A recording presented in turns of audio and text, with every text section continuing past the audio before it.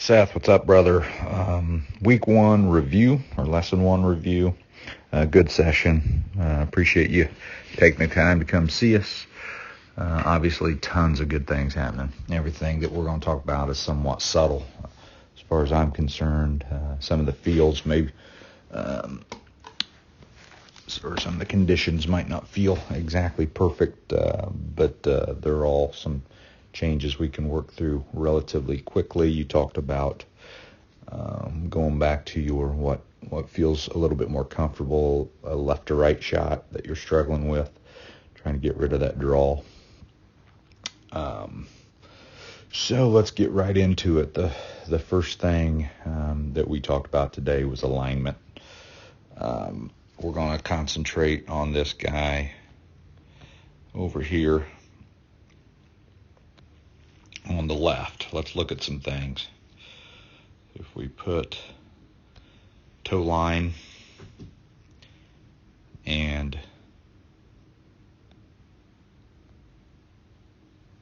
target line, we can already see that we're no longer parallel left. I told you that basically with you setting up feet, hips, shoulders, forearms that are all just too far to the right, you have to make some compensation in order to get it back to your target line, because all your good swings will miss to the right. Now this video on the left clearly shows that you can see how closed you are to your target. If we run this video and just look over on the left, you can see where your feet are and where it looks where you launched this ball. Right down that red line. Okay, so in essence, you're hitting poles every time you hit shots. So you're in your own way. Okay. Is it a ton? No. Is it enough to make compensations later in the swing? Absolutely. We'll get into that. So we talked about if let's go back. We obviously need to move your entire body more left. You need to feel like your body is about 30 yards left of your target. So if this was you hitting golf balls, you would want that look. So that would be your ball line versus your body line. So your new target would actually be kind of that white post out there in the distance, which we were not aiming anywhere close to that. You were aiming at that post, but your target was actually way left of that. So that's number one, your alignment. Let's go ahead and clear everything.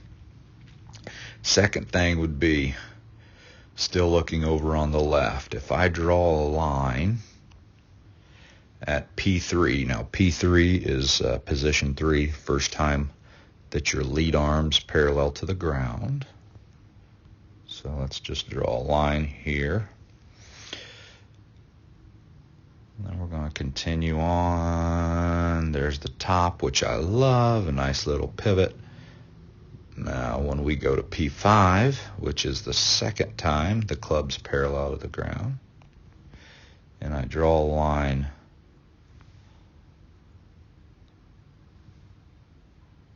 now on your shaft, you can see how those lines are associated.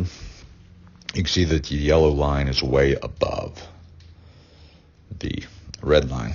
So your club steepens in transition as opposed to shallow. We actually would like to reverse these lines. If I'm going to play your video backwards,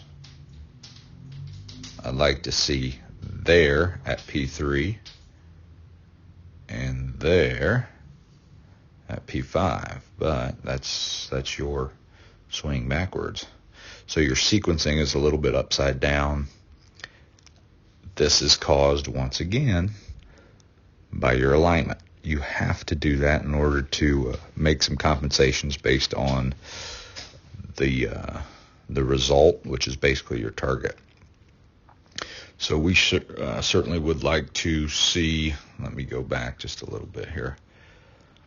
At this position, which is P2, I'm going to clear this. We could see that your club head is already way behind you. I'd love to see the club head more in this position, more over your hands. 6 months from now. We'll talk about that in the next session. A little bit better takeaway, a little bit better pivot away from the ball. But we'll work on some sequencing issues. So clear everything out. Okay, now let's come over here and focus on the guy on the right. Get you back to center. Draw a line right down your center line. Over on the right, this is more of a face-on view. We're going to talk about something that I love. So there's your center line right here. Boom. I love this pressure shift that you have. You can see that the head kind of goes down. It's a lateral pressure shift forward. It's a really good move to start your transition. Okay, so I wanted to point that out. We don't see a lot of people do that. One thing that you could do better as we get into impact, you can see that your head's in front of that line. It tries to back up or get back to a center line, and it really doesn't. I'd like to see your head actually move backwards a little bit more into transition, okay? And I think once we shallow you out, we'll start to see that head back up a little bit. This is one reason that your low point's so good. You're able to get on the target side of the ball with your low point. Once we shallow you out, we'll probably move the bottom of your swing bottom backwards a little. But that's quality. Now, I want you to see something here. Okay.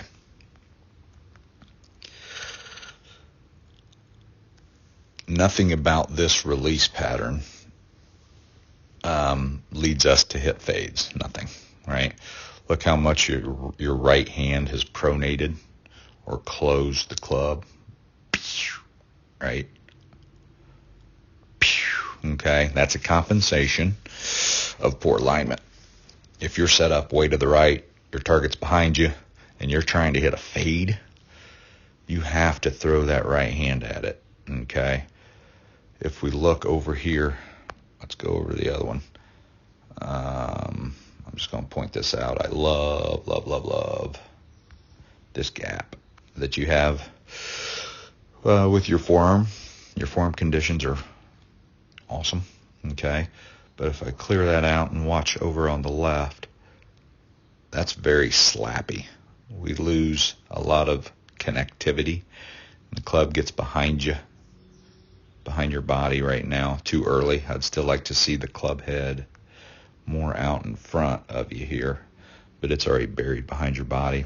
Once again, you've got to release that right hand right there in order to get it back to your target, but nothing about that release pattern will help us hit a fade, so we've got to do a better job of adding some connectivity, working more down the line as opposed to a little stall out flip move to kind of catch up almost. So that's what we've got going on. 95% of everything you do is so strong, I think, just by fixing your alignment. So if that's A, I told you today, in many cases, B, C, D, E, just kind of take care of itself. So hopefully there's some value here. Hopefully there's some things that we pointed out that will help. Give it some time.